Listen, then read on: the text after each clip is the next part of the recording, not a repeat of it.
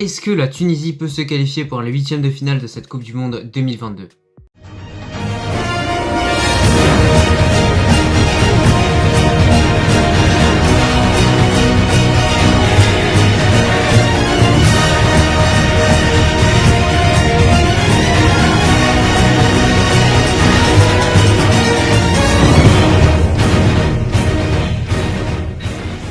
Bonjour à tous et aujourd'hui je suis très heureux de vous retrouver pour une nouvelle vidéo. Aujourd'hui on va s'intéresser à la Tunisie, on va se poser une question au vu de son groupe composé de la France, de l'Australie et du Danemark. Est-ce que les Tunisiens sont capables de filer en huitième de finale? C'est-à-dire concrètement, est-ce que les Tunisiens sont réellement capables de créer la sensation en fait? Juste avant qu'on commence avec cette vidéo, si ce n'est pas fait, je t'invite à t'abonner, à liker, à commenter et également activer la cloche de notification. Et puis voilà, abonnez-vous, c'est important les gars, souvent il y en a beaucoup qui passent sans s'abonner, donc abonnez-vous, en plus de ça, c'est gratuit.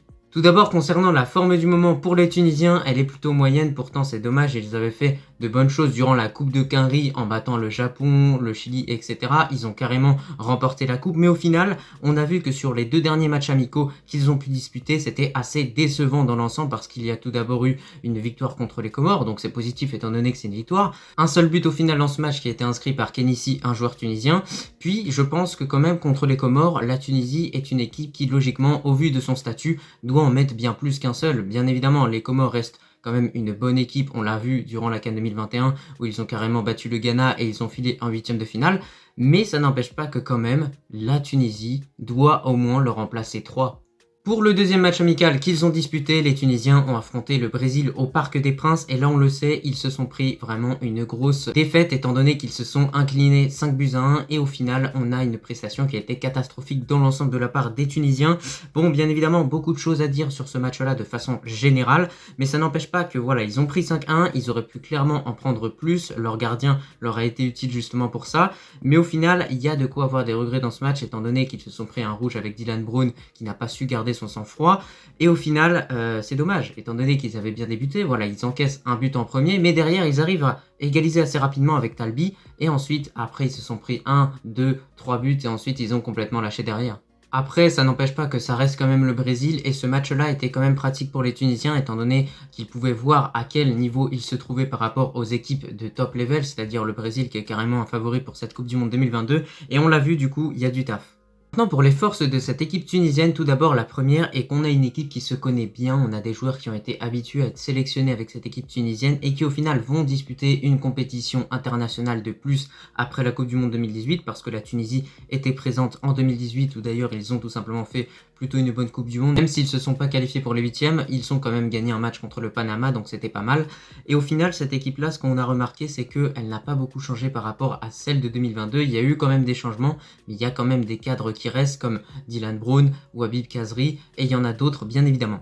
Mais de façon générale, on a une équipe qui attend son adversaire, qui défend bien, qui est solide défensivement et qui derrière ensuite se projette vite sur les côtés, soit avec des contres, soit avec des attaques placées, mais en tout cas de façon générale, c'est comme ça que ça fonctionne pour la Tunisie. Maintenant, on va s'intéresser aux faiblesses que cette équipe tunisienne possède et la première est tout simplement qu'il ne possède pas d'individualité qui évolue dans des grands clubs, c'est-à-dire des clubs de top level, c'est-à-dire qu'on n'a pas un joueur qui joue au Real, un joueur qui joue à l'Inter ou je sais pas où en tout cas, mais de façon générale, il n'y a pas de grosses individualités sur le papier pour leur équipe. Et surtout, son plus gros défaut à cette équipe tunisienne, c'est vraiment le fait qu'elle est capable de vite prendre l'eau, et en tout cas on l'a vu contre le Brésil, on a tout simplement Dylan Brown qui n'a pas su garder son sang-froid face au dribble de Neymar qui a fait une grosse faute, qui a directement pris un rouge, et ensuite bien évidemment, après ça a plié le match. Maintenant, pour mon pronostic, tout d'abord dans ce groupe-là, on a deux grosses équipes, on a le Danemark et on a la France, et ensuite on a l'Australie qui reste une équipe abordable pour la Tunisie.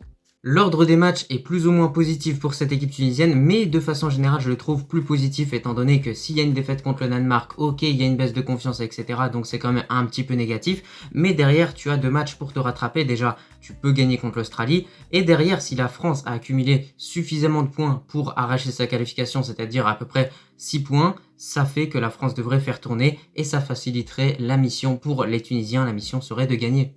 Et franchement, croyez-moi, ce scénario il pourrait vraiment s'avérer véridique. Malgré ça, de mon côté, je les vois pas filer en huitième de finale, c'est pas que je suis pessimiste, mais parfois il faut être réaliste. Je serai leur premier supporter en tant que Marocain bien évidemment, mais là, je suis objectif et donc quand même ça paraît compliqué pour eux de battre la France. On l'a vu contre le Brésil, la Tunisie a eu beaucoup de mal et quand même on sait à quel point la France, au vu de son niveau, pas actuellement mais avant, c'est quand même une équipe qui a à peu près le même niveau que le Brésil et c'est pour ça que ça paraît très compliqué de voir la Tunisie battre la France. Déjà, rien que battre l'Australie serait déjà un énorme point positif pour la Tunisie parce que ça leur permettrait vraiment de croire à une qualification lors de ce dernier match contre la France. Mais après, en tant que Marocain, Inch'Allah, je leur souhaite la qualification bien évidemment. Bon bah écoutez, c'était tout pour cette vidéo. Je te remercie si tu l'as regardé dans son entièreté et je te dis à la prochaine.